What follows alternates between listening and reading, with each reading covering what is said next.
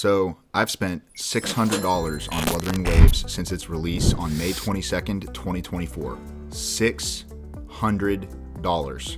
That's about 2 car payments or like 10 full-priced games. Or, a weekend getaway that's somewhere nicer than your house. And that's just in a few months. What's wild is that I'm not alone. Gacha games all across the board are seriously draining our wallets, and it's a huge problem. So let's talk about it. Okay, so here's the deal. Gacha games have exploded, and the prices are insane. It's not just Wuthering Waves.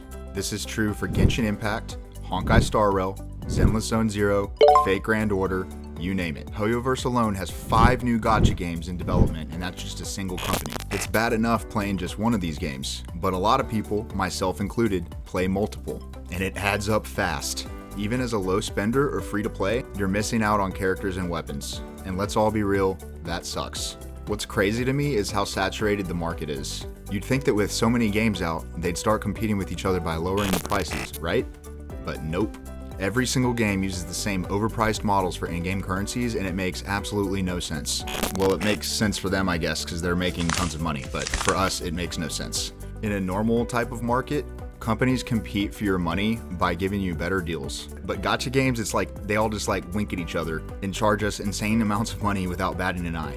And here's the thing. I didn't know this until today, but I researched it, and apparently I'm in the 92nd percentile of income earners in the United States. So basically, I'm in the top 8% of income earners in the entire United States, and even I cannot keep up with these games. I've dropped $600 on Wuthering Waves, and I still don't have every 5-star character and weapon. But this isn't just about Wuthering Waves. If you're playing Genshin or Honkai or Zenless or whatever other game, you're probably dealing with the exact same thing. And me personally, I don't know how we're supposed to justify spending hundreds of dollars on multiple gacha games at the same time. I certainly can't do it, and I won't do it. So with the amount of games that are out and the amount of games that are coming out, the future of gacha is going to come down to convincing us which games are worth spending your money on, and right now it feels like a losing battle. Now, some games are taking small steps in the right direction. Take Wuthering Waves, for example. They've made the hard pity for character banners at 80 pulls, and they've given us a guaranteed weapon banner. That's a solid move. But even with those seemingly nice changes, it's still way too expensive. Now, as a lot of you probably know, every month Sensory Tower releases its mobile gacha revenue report. It's that time of the month when everybody starts arguing about which game is better and who made more money, and every creator makes a video about it. And that's what's funny to me. It's that's literally how players in the community end up arguing about which game is better, based on revenue.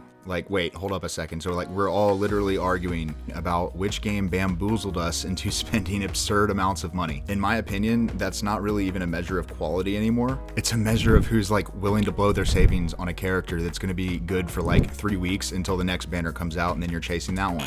Now imagine if a future gacha game came out and they were like, hey, we're going to give you a high quality game for a reasonable price point. I feel like that would change everything. I mean, sure, it wouldn't top the Sensory Tower charts every month, but it would definitely make waves in the community and in the space. And here's a wild thought. What if by doing that, by lowering the price, more people were willing to spend?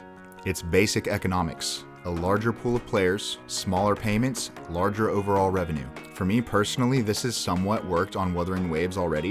The fact that the devs have been more generous than in other games has actually led to me spending more money than I otherwise would have. But I mean, at the end of the day, I think something's got to give. Either the prices drop or more people will be priced out of playing these games altogether. But I'm curious to know what you think. Do you think gacha games will ever compete with each other on price? Or are we stuck with these insane models forever? Let me know in the comments. And hey, if you found this video interesting or you've ever spent way too much money on a gacha game, hit that like button and subscribe to the channel. Trust me, it's free, unlike gacha pulls. Anyway, thanks for listening to me yap. Later.